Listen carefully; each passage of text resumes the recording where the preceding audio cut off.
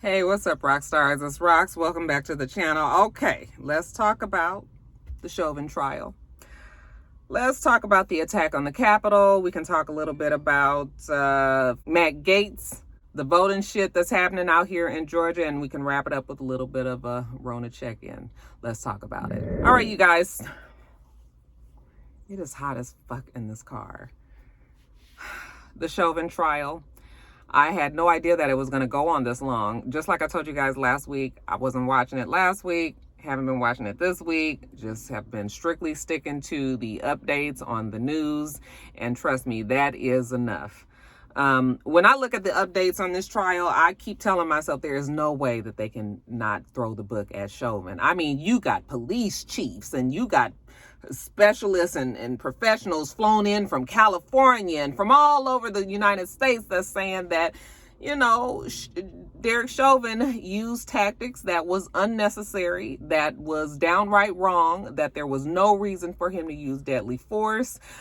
Everybody has corroborated, but what we've all seen, okay, that he killed that man in cold blood while he stared at the crowd. They did have a defense witness that came in and said that he was, this is layman's, but basically she was saying that he was so focused on the crowd because they were kind of heckling him from the sidelines that he wasn't even paying attention to the fact that his knee was on George Floyd's neck.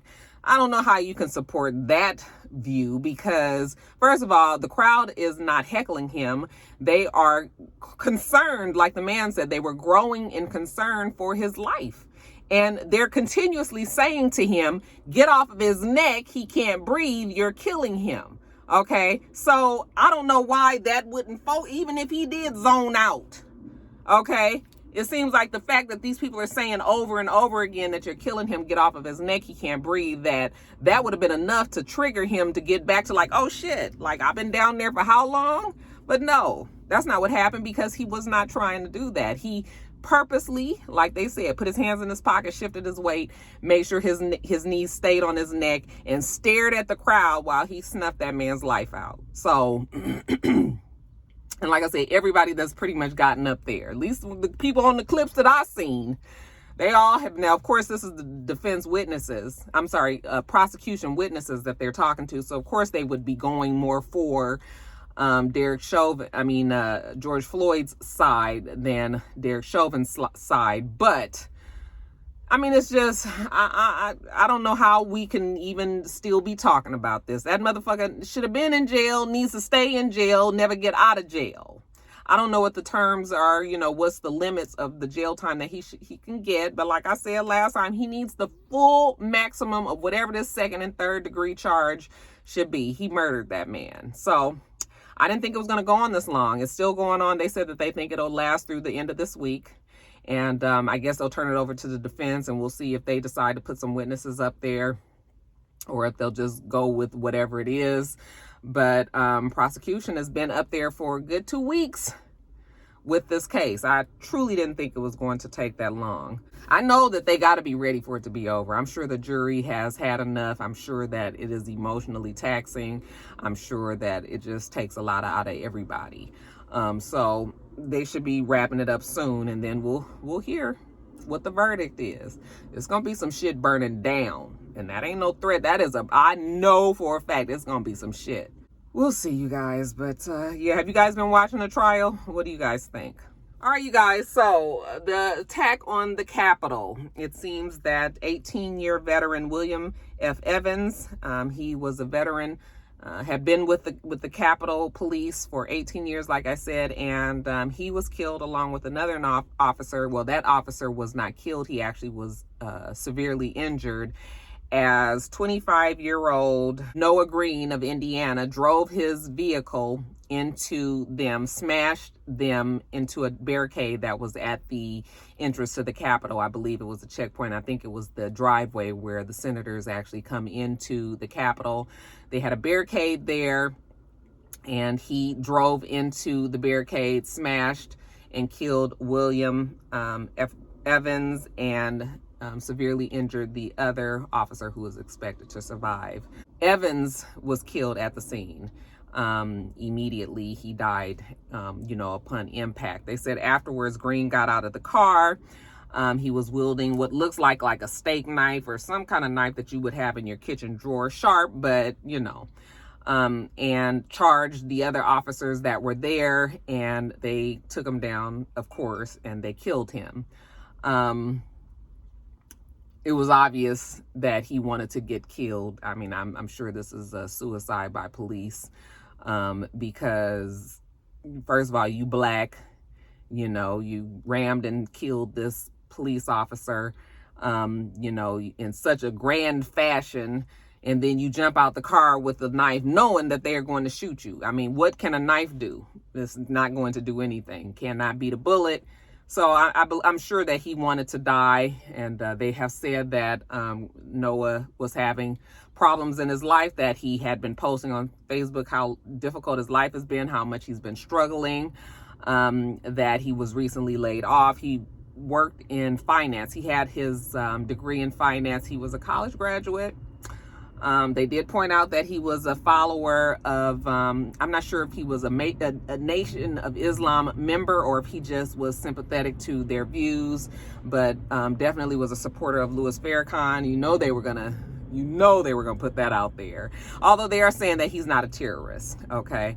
That there were probably some mental health issues there, and he took it out on the Capitol Police. But just like we have called many other people terrorists who've done things like this, I mean, we can pretty much call Noah Green a domestic terrorist when you've gone and you've terrorized the police force there at the Capitol and killed them. I mean, it's, we can't always give passes just because the person is black. It is unfortunate that he chose to do something like this. But surely he had to know he was going to die. And it's too bad that William Evans had to lose his life so senselessly, just trying to do his job, and ultimately in the wrong place at the wrong time. So there's not going to be any trial. There's nobody to charge.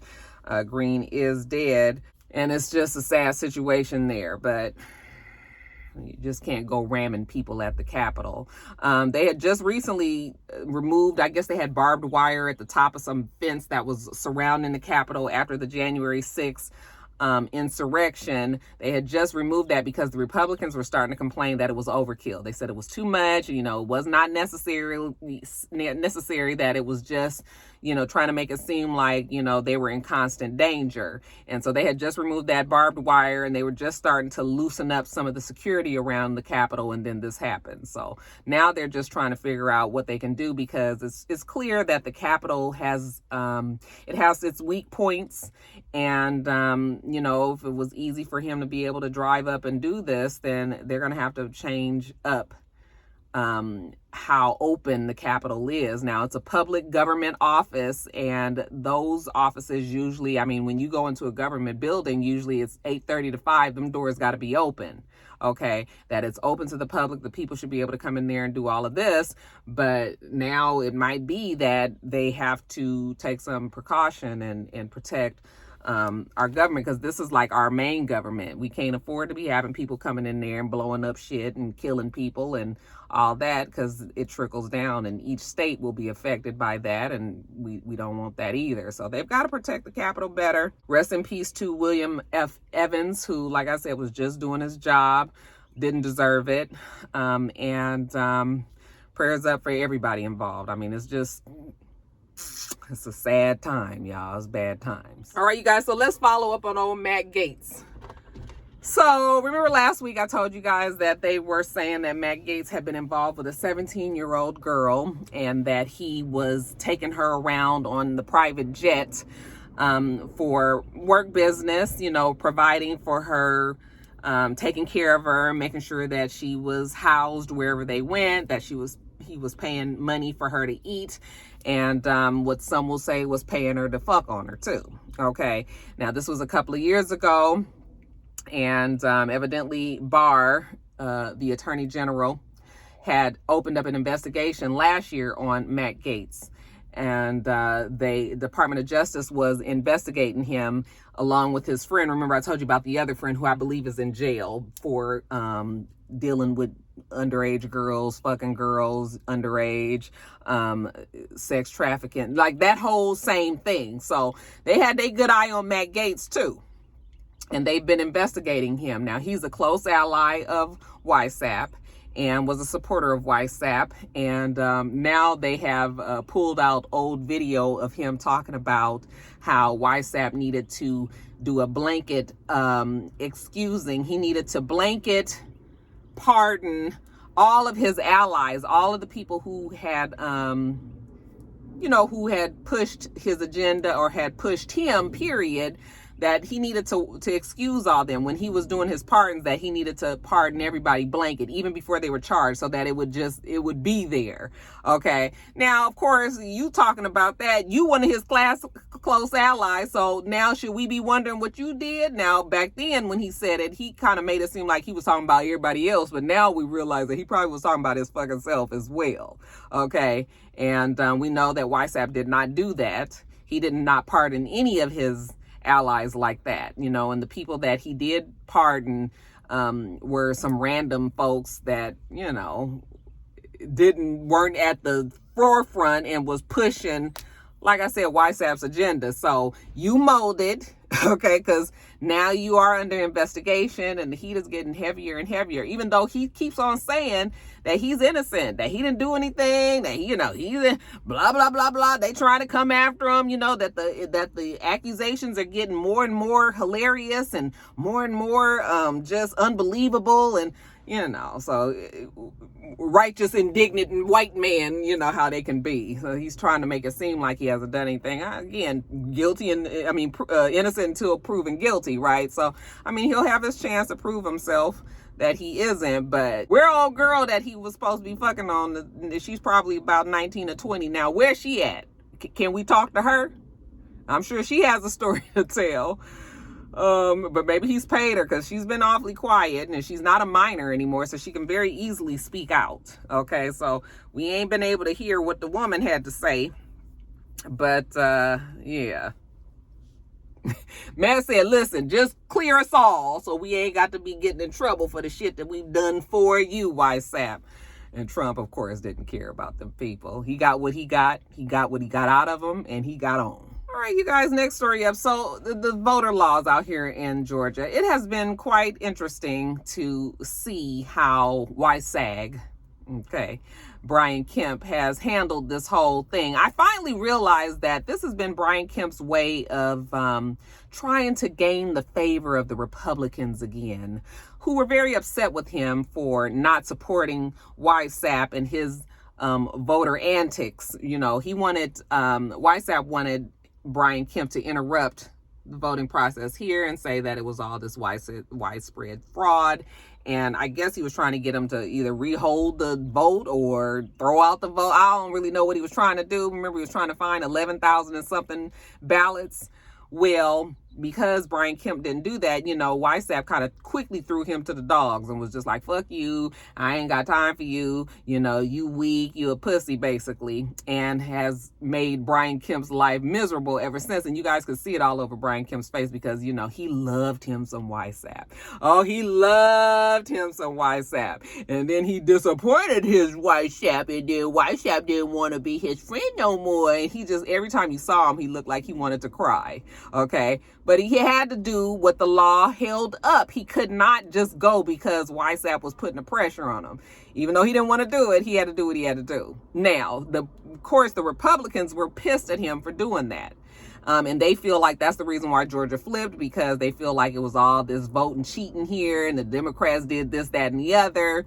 And so they've also kicked him to the curb. Well, now this voter laws that are here in Georgia, this is kind of his way of trying to gain the favor of the Republicans again and saying, okay, I wasn't able to do anything then, but I can change these laws here. I can make it more difficult for people to get out there and vote, because history has shown that when people show up to vote, that usually it swings in the Democratic favor. Okay, that Democrats historically are usually the ones who don't vote. Okay, and so now that they can vote, then they are going to swing the elections their way. And of course, they don't want that. So he's holding up these voter laws, even though it's based on bullshit and nothing that was ever proven. And everybody had already said there wasn't any voter fraud, but now he's still passing these laws, and he's hoping that the Republicans are just going to be like, okay, you know, he's our boy again.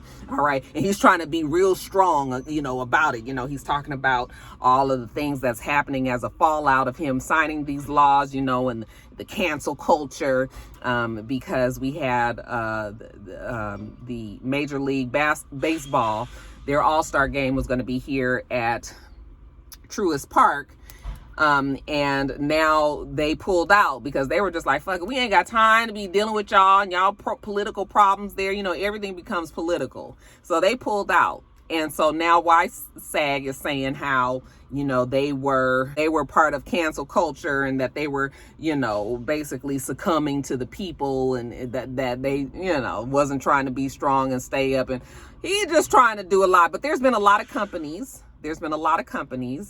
that are against this, and against this law, and they're putting the pressure on him. But I don't think he cares. He only cares about that vote. He wants to make sure that he stays in office. He wants to be the governor again. We know that Stacey Abrams was going to give him a run for his money, so he is using this next year and a half now to really try to make some changes so that he can be in the running again in a year and a half when we have our elections for governor again. And we know that Stacey Abrams most likely is going to run. So this is all a plan, you guys. He don't even probably believe in these fucking laws, but he knows that he got to do what he got to do if he wants to be a governor again. Okay, so I'm hoping the Republicans are smart enough to know that, but they probably also feel like, you know, they got him in their back pocket, like he's kind of willing to do whatever because he wants to remain in position. So yeah, you guys. Now, you remember I told you guys last week about Park Cannon, and she was the black lady, the representative who went and knocked on the door, and they arrested her. Well, they have decided to drop the charges, which I knew they would, okay, because she didn't do anything.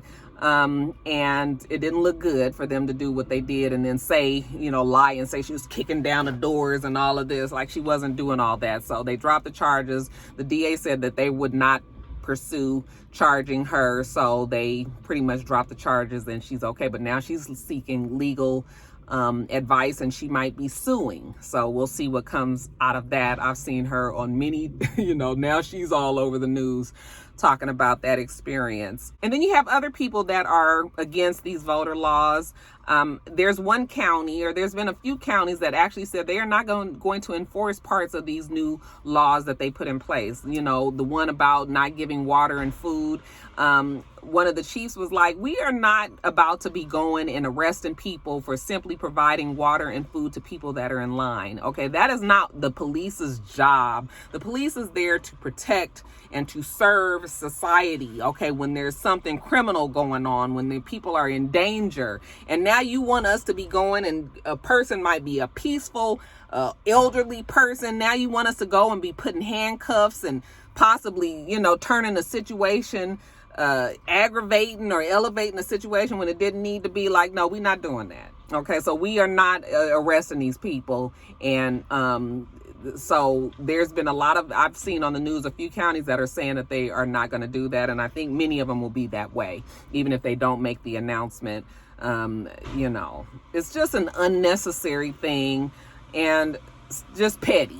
I feel like they just put that in there to be petty. And honey, you guys don't know. See how I'm sweating right now? Honey, it is only 77 degrees, but it's hot as fuck. It's humid, it's warm, and yeah, so people be needing that, and sometimes they did not plan for it when they go to vote. So let's keep them in line, give them something to drink. I mean, we shouldn't. There's so many more things to be in trouble for. We shouldn't be in trouble for that. All right, you guys, the Rona check-in. Let me give you some numbers. All right, as of now, as of yesterday anyway, we have had 30.9 million, you know, give or take, people that have had coronavirus here in the United States. As of April 7th, we had 73,200 people who reported that they were diagnosed that day. Y'all know that's gone up, right? It was 60 something last week. And deaths, we've had 2,564. Now, I've been watching this all week, and I'm telling you, on Tuesday, the deaths were around 530. And I was like, wow, that is low. Okay. So the fact that we are on Thursday and it's 2,564 people, that should let you know that there's a surge in place. Okay. We have 43,044 people that are in the hospital as of April 7th. But yeah, those deaths is a clear case, even though we see the numbers going up as well, but the death, there's a surge in place. In the Midwest, the upper Midwest, and the Northeast, they are suffering. They're getting, their numbers are going up, and people are getting the coronavirus again. And, you know, I've been told y'all every week it's because of a few things. There's all these variants. The British one is the main one here, but there's been other ones that have been found. There's been a new one in California. And so as the virus kind of mutates a little bit, that makes it more contagious and maybe even more deadly. And it's running rampant in the United States right now. And then, of course, with people not doing what they're supposed to, they are, you know, being lax on the mask and the social distance and washing hands and all that, then that is also a reason why the numbers are going up. Now, the numbers, even though they are going up, they are still kind of doing one of these numbers, or it's like it's very slowly like this. They're saying that people are getting coronavirus, but they aren't dying because the elderly group that was the most at risk, they've all pretty much been vaccinated. So they weren't dying. So people are now being able to kind of live with coronavirus. It could even be getting very, very gravely ill, but are still recovering.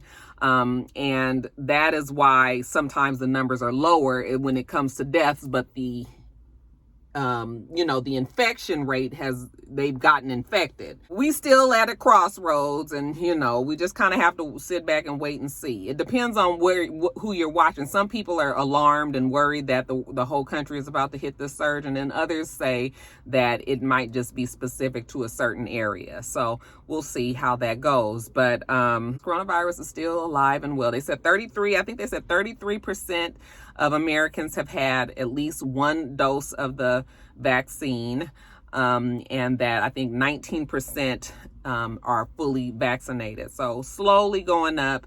The states are opening up pretty much everybody now to 16 and older will be able to get a vaccine within the next week or so, because President Biden has now said that he wants it to be April 19th and not May 1st, like what was the original target date. So people will be able to at least try to schedule for it. Of course, the demand is going to be high, and whether or not they have enough to supply the demand, that's going to be the next problem. But at least everybody, as long as they can just kind of look around for an appointment, or maybe, you know, when people announce that they have vaccines and you can come on down, these people can go and get vaccinated, you know, the ones that want to do that. They're saying that the vaccinations, at least the Moderna one, they are showing that people who have had the Moderna vaccine still have antibodies in their system for at least 6 months. And I think they're just going to be adding to that time as time goes on, because we've only been getting the vaccine for around 6 months. So they're just checking to see how long you've had vaccines. They said Pfizer also said that they have something similar in the antibody situation. But yeah, they're saying that the vaccines seem to last pretty long in your system. I think it probably will come, though, that we'll have to get those vaccinations very much like the flu shot. You'll have to get the vaccinations probably yearly, or maybe every other year or something like that, once they can realize how long the antibodies stay. But yeah, that's what's happening there. AstraZeneca, they finally done put the halt on AstraZeneca, y'all. AstraZeneca was just having too many problems. They said that there is a rare blood clotting result of some of the people that have taken the vaccine, the AstraZeneca vaccine, out there overseas, and so now they just put the halt on the vaccine altogether. Remember, it's not approved here in the United States. I know they did have that mix-up at the plant in Baltimore here in the U.S., but that's because they were trying to you know, they were having their vaccines made here and then they were taking it overseas. Okay. That mix up was with Johnson & Johnson, who was having their vaccines made in Netherlands, but they really wanted to have them made here in the US. So that's how the mix up started. They were there with the AstraZeneca people and they ended up getting the ingredients mixed up. Okay. So in Johnson & Johnson, you know, people already then told their draws with a whole bunch of people. And, you know, Johnson & Johnson has had the uterus, the talcum powder case where, you know, all these women got uterine cancer. And then they got like all this other history, you know, so we side-eye Johnson & Johnson. They definitely didn't need to be having no mix up with AstraZeneca. Okay. So that was probably another little, you know, a little blemish on Johnson & Johnson. But people are still doing it. I've heard people say they would rather just take the 1 dose, you know, vaccine. So I'm not shooting down whatever your choice is. Whatever works best for you and, you know what is going to be best for your body, you do that. Okay? So, but I'm just telling you what a lot of people were saying about Johnson & Johnson. But yeah, you guys, I did get vaccinated. Me and my kids did. Mister's not with it. He says that he's still researching. He ain't really sure. He don't trust the government. So, I mean, you know, and like somebody said in my comments, it seems like all families have, like, everybody in the family, not everybody is on board. You know, everybody's got their feelings. And I mean, you're able to have those feelings. You know, I kind of feel like, even though they're trying to say that they won't let that happen, but I kind of feel like eventually they're going to add these vaccines to a way of life, and you're not going to be able to travel, and you're not going to be able to be enrolled in school, and you're not going to be able to, you know, it's going to be things where you're going to have to get these shots if you're trying to go out the country, you're trying to enroll your child in school, all of that. So this will just be another vaccine that they add on there with the tetanus and the MMR, you know, measles, mumps, rubella, and all of these other shots that these kids have to get. So, but we'll see. Child, it is hot. Oh my God. And then all this fucking hair. Whew. Yeah, good thing y'all can't see my armpits because I'm sure I got pits. Anyway, you guys, I am going to get off of here. Again, like I always say, hopefully you guys are being safe out there. I know it's the light at the end of the tunnel, but these numbers should kind of wake you up and realize that it ain't over. And I've actually had some rock stars tell me that they got it, like just recently, you know, that they was able to stave it off for a year and a half almost, a year and a couple of months. And now look, you know, they getting sick right when the vaccines are here. So it is definitely out there. People are still dying. Don't get it twisted. Okay. So still be safe. And, you know, just try to make the right decisions. That's all I got to say, y'all. Let me get back to work. All right, you guys, make sure that you rate, comment, and subscribe to the channel. I'm It's Rocks. The channel is It's Rocks, and everything else I do will be in the bottom bar. All right. So I hope that you have a wonderful, wonderful rest of your day, and I plan on doing the same. Till next time, rock stars. Bye.